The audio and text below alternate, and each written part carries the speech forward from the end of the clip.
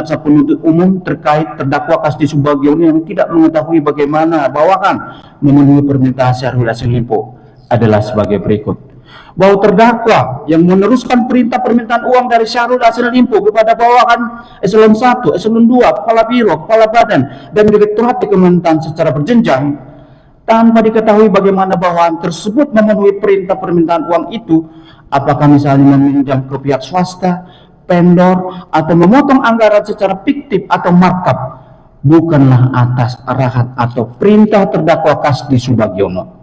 Hal ini dibenarkan oleh Zulkifli, Sukim Supandi, dan Nasrullah yang bersesuaian dengan keterangan saksi Hendra selaku vendor yang merasa tidak pernah berhubungan dengan terdakwa, sebagaimana bersesuaian juga dengan keterangan Ahmad Musafak, Isnar Widodo, Raden Kiki Mulia Putra, dan Aris Adrianto, bahwa soal besaran anggaran di Kementan semua eselon 1 mengetahuinya, termasuk juga diketahui oleh terdakwa.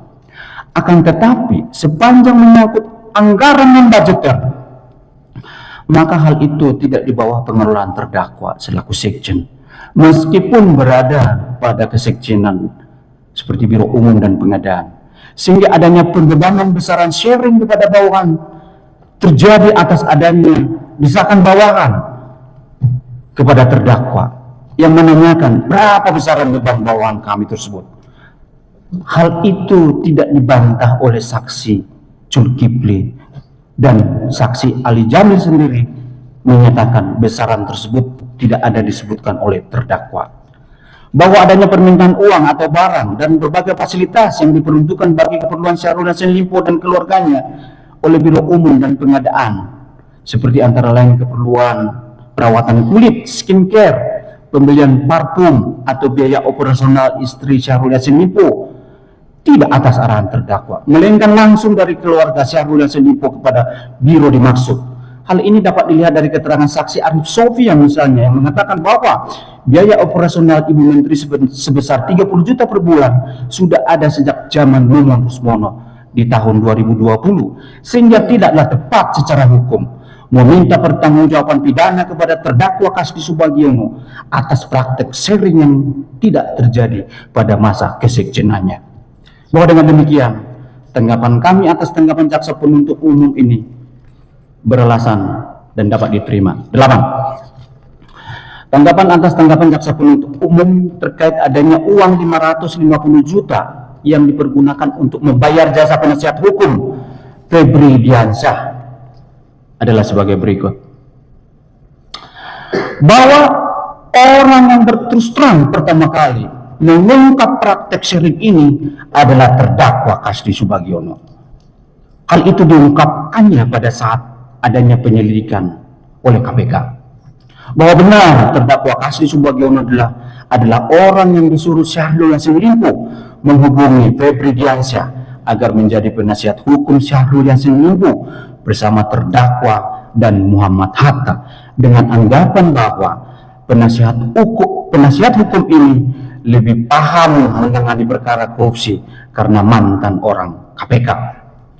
Bahwa penunjukan Febri Diansyah sebagai penasihat hukum terdakwa Kasdi Subagiono bersama Syahrul Yassin Limpo dan Muhammad Hatta masih pada tahap penyelidikan saat itu.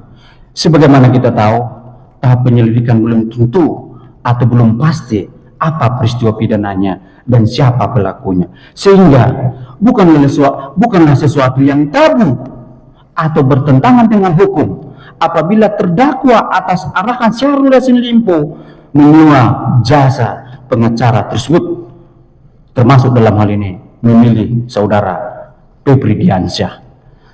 Bahwa adapun jasa penasihat hukum sebesar 550 juta yang dikeluarkan oleh terdakwa dari uang pribadinya, maka hal itu pula bukan hal yang dapat diartikan sebagai pembayaran yang tidak sah, mengingat advokat berhak atas honorarium sebagaimana diatur dalam Undang-Undang Nomor 18 Tahun 2003 tentang advokat.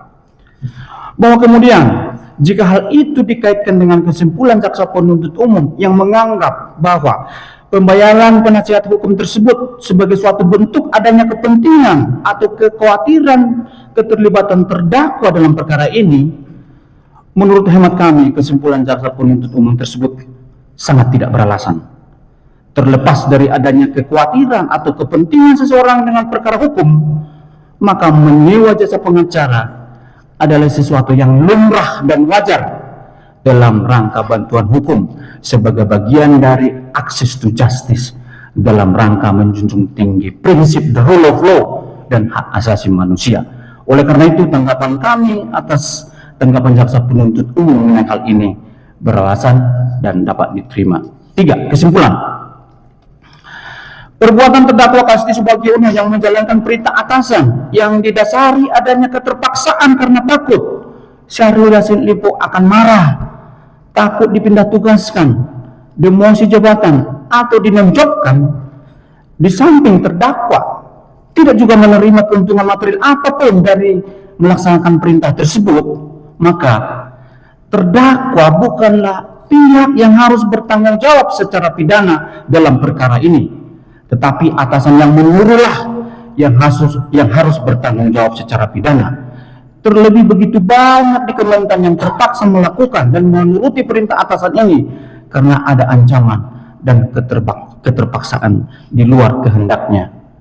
Adanya unsur keterpaksaan tersebut dapat menyatakan unsur kesalahan.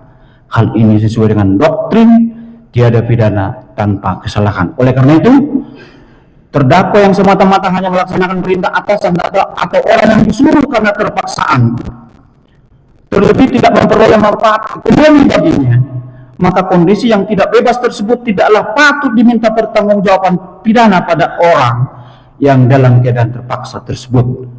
Hal ini dapat menghilangkan sifat melawan hukum dari perbuatan dan sebagai alasan penghapus pidana karena tidak memenuhi unsur adanya kesalahan pada diri terdakwa.